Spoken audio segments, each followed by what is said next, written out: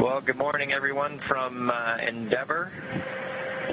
We had a great night last night, got to get a little sleep, and as you can see from the video, we are just passing over Saudi Arabia in the Middle East. A beautiful day pass right now. And heading northeast up towards Central Asia, and then we'll work our way out the western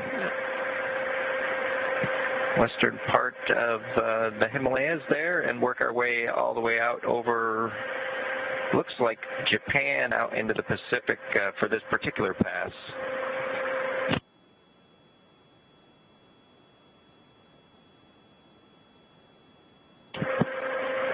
If you look closely in the video, you can see just a sliver of moon kind of halfway between the surface of the Earth and the window pane as we're flying at about 17,500 miles an hour around the planet.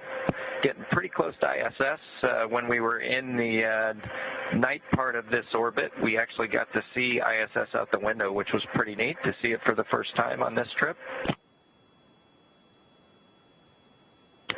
Bob's panning the camera back now, just kind of taking a look at around the cabin just to see how things look after a cruise lived in Dragon for an evening. We last night, the way things went, we had our normal activation, got out of our suits, had some a little bit of dinner, then reconfigured the cabin for orbit ops.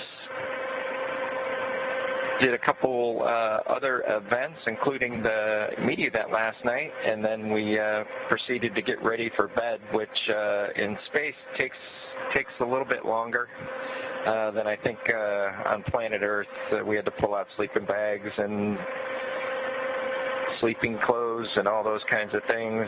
Got kind of cleaned up, and then we ended up sleeping just like we are right now, right in our chairs, which was actually a pretty comfortable night's sleep. One of the things we did yesterday was actually manually fly Crew Dragon for the first time, and I want to compliment the teams at Hawthorne. Just a spectacular job with the simulator, as the vehicle flew exactly like the simulators out in Hawthorne. So just want to thank the teams that did all the work on that particular training device, as well as all the modeling and the GNC. It really worked out well and was a joy to fly. And I'm guessing it was the first time a space vehicle was flown with a touchscreen before. So we got that going for us. I'm going to hand the mic over to Bob.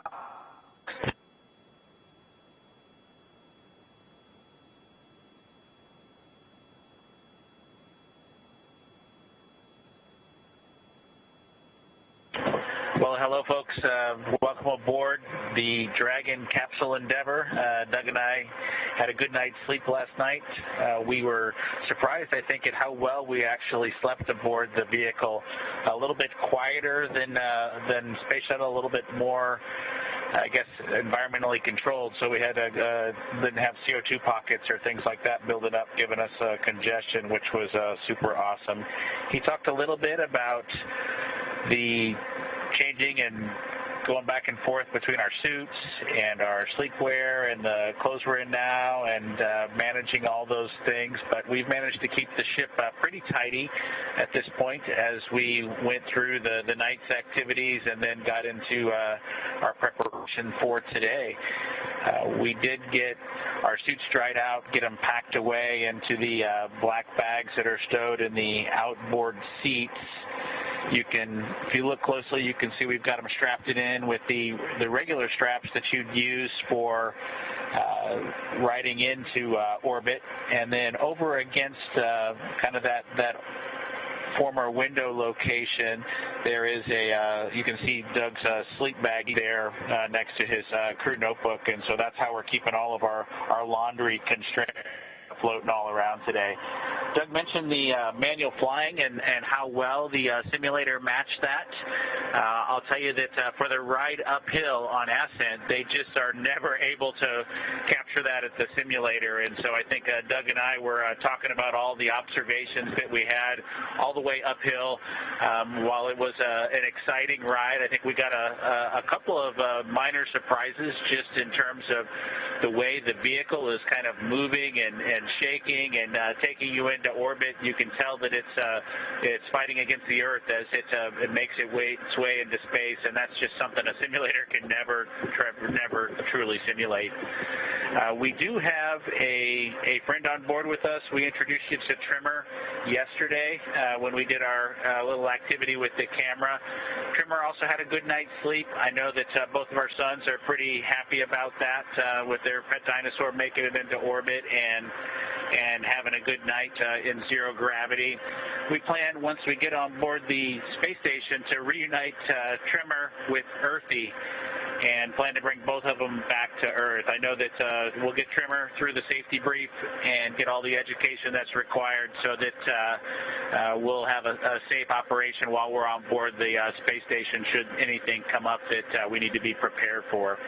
I know that Trimmer's also looking forward to helping us out with EVA preparations just in case we need to do a spacewalk, and so we're looking forward to that as well.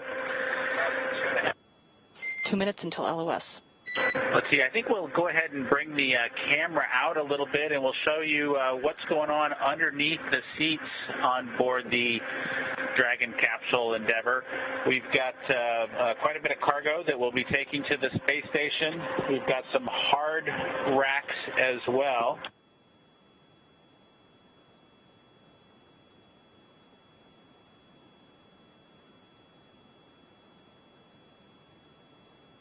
The hard stowage that we have can also be swapped, these hard containers here, for powered cargo, which lets us bring back refrigerated things from the International Space Station. And if you're super lucky, we don't have that this time, but I bet you some crew will take ice cream to the International Space Station with those.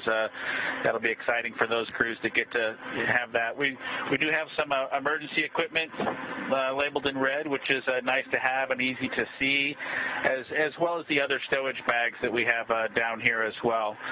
I don't know if you were watching closely during our strap-in and insertion on the pad, but we did have the seats rotate. At one point, we were down in an easier configuration to ingress the vehicle in, so when we climbed aboard, the seats were rotated down, and after we were strapped in, they rotated up our activities. And so those seats will rotate again in preparation for splashdown when we eventually come home.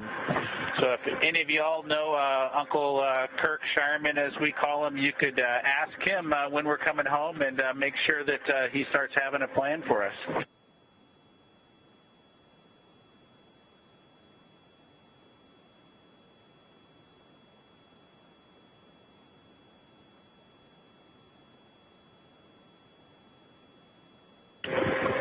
Well, we appreciate you having them coming on board again with us on Endeavour, and enjoyed showing you around both inside and out. The next time we'll be on video for you. We'll hopefully be on board Chris Cass in just hours. So we appreciate you stopping by and from Endeavour.